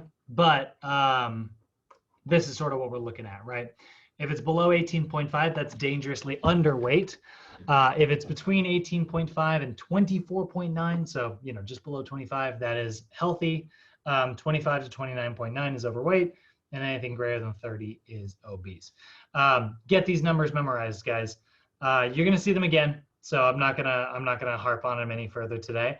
But definitely have that formula memorized. Know what the body mass index is. And then really quickly, I do want to make sure that I put a little bit less emphasis on it. The body mass index is not an indicator of your health. Not really. It's just your height versus your weight. But we do know that when those numbers are outside normal ranges, that does put you at an increased risk of certain types of conditions and diseases. So we do want to be aware of it. All right. Last little bit of assessment here we're going to get into. We're really going to pivot here, and we're going to go into our cardio assessments. So cardiorespiratory assessments, this is going to give you information about someone's cardiorespiratory system, how well they perform cardio, right? So it's going to give you a starting point for your training zones. Remember earlier we had 65%, we had 75%, 85, 95, right? Well, which one do you give your client? If they're brand new to cardio, you probably shouldn't give them 95% unless they're in really good shape, right? Well, we need to figure out how good a shape their cardiovascular system is in. This is where we have two different cardiorespiratory assessments. We have the YMCA 3-minute step test and the Rockport walk test. So both of these are all about cardiorespiratory conditioning, how well you perform cardio. They provide you a starting point, right? Just like, if I wanted to figure out how much somebody can bench press, I put them on the bench press and I give them a 1 rep max assessment until I can see how, they're like, whoop, can't do that weight. Great. So you can do, this many pounds. Now I know what your 1 rep max is. That's what these cardio assessments are. I want to see how well your heart performs under a very specific amount of stress. You don't have to do both of them. You could do neither of them. But they're both, kind of good in their own way. The most convenient is the YMCA step test, but the most, I'd say, accurate is the Rockport walk test. Both are really good. They're just different. So the YMCA step test.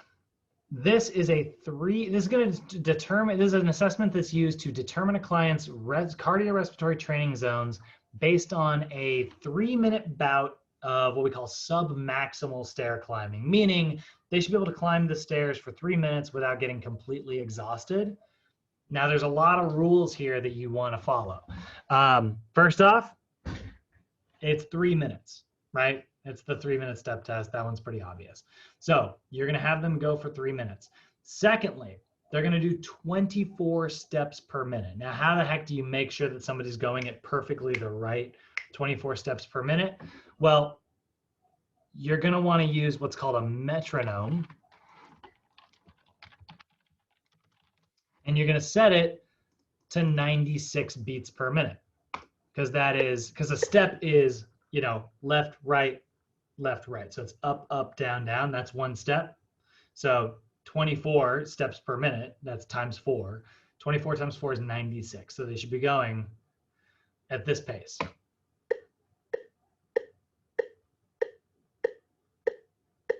Left, right, up, up, down, down. They're going to go at that exact pace for 3 straight minutes, and they're always going to do it on a 12-inch step. So if I had a 12-inch step here, I would go left, right, up, up, down, down, and I would go for 3 minutes straight. That is going to put a very specific amount of stress on my heart because it's the exact same stress that every other client got. Now, once that 3 minutes is over, your client's going to turn around and they're going to sit on that step, or if you have a chair nearby, they're going to sit, they're going to give you their arm, and you're going to count how many how many times their heart beats over a full 60-second period.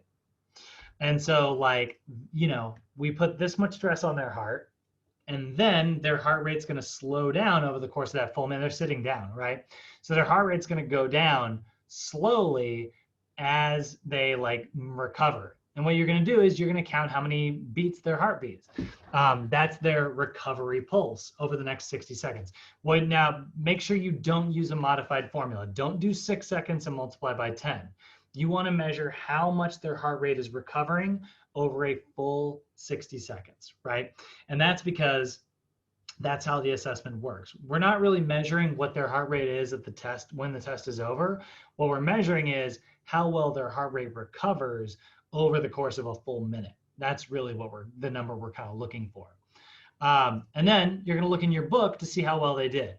And again, that's going to be in your textbook. So if we look at the YMCA 3-minute step test, let's say my client's heart rate was 96 when they were done with the assessment, and they are 25 years old, and they're female, right? So their heart rate was 96. That puts them above average, right?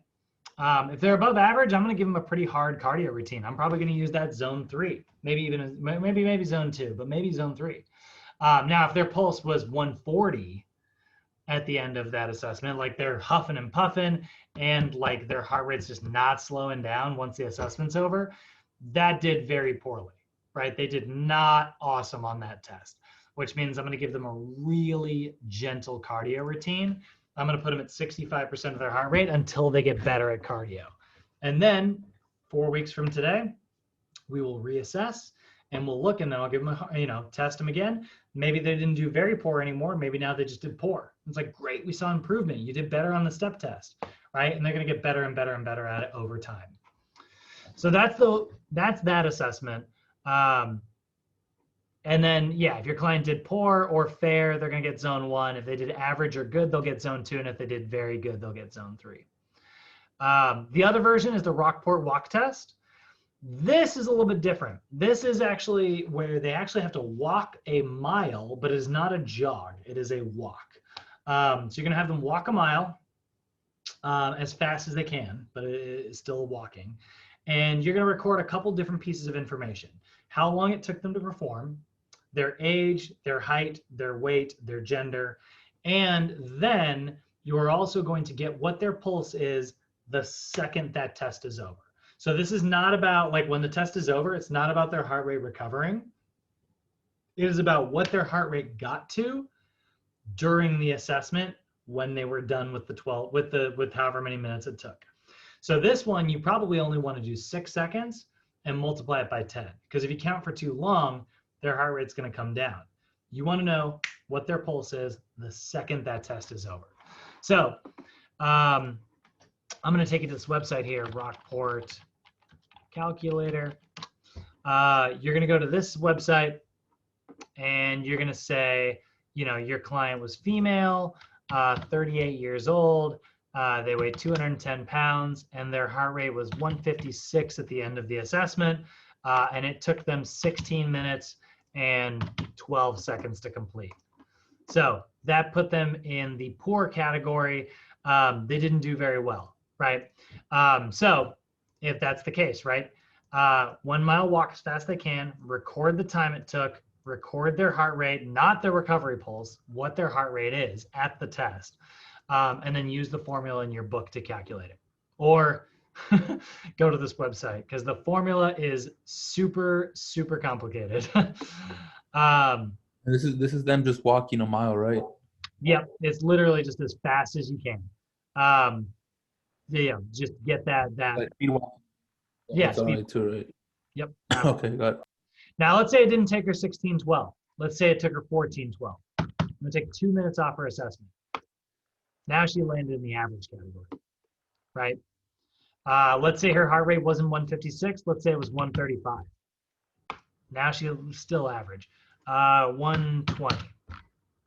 Now she landed in the good category, right? So by adjusting these things, right, the faster their time is and the lower their heart rate is, the higher their score will be. And yeah, that is, again, poor, fair, zone 1, average, good, zone 2, very good or excellent, zone 3. And that's that, guys. That is, that's a lot of assessments in one day. But like I said, we go over this stuff a lot. You guys have seen a lot of this information. This was just sort of a more, you know, we just dedicated a whole day to it. So it's a little more in depth compared to how we normally do. We're going to get back to posture, I think tomorrow, looking at our overactive, underactive muscles again. So we get in a little bit more, you know, we got a lot of NASM talk is talking about, you know, memorizing which muscles are doing what. And, you know, when someone's shoulder, you know, what's causing this, right? Or what's causing this. So we're gonna get back to that conversation tomorrow, but hopefully this little overview here helped you, you know, this is all the stuff before you actually go do the posture assessments, you know? But yeah, do you guys have any questions today? Anything you're worried about? Charlie, Eugene, Nicholas, I know you've been through this a few times. You've seen this info before. But Eugenia, Charlie, you guys feeling good? Yeah, I'm good. Like I said, I'm just gonna go over some of the other stuff, like the how to get the BMI and all that stuff. But it's all good. Yeah, a lot of it's just like learning the math. You know, like sometimes it's such a pain in the butt to convert to metric. You know, Eugenia, I bet you're like metric. I, along with everybody else in this call, I'm assuming, grew up, you know, using imperial, the American measurements, which is frustrating. One of 3 countries in the whole world, by the way. I don't know why we have to use those dumb numbers. Anyway, so yeah, tomorrow we'll get into the other stuff. By the way, I think I said earlier, it was chapter 9. It was chapter 9 in the 5th edition.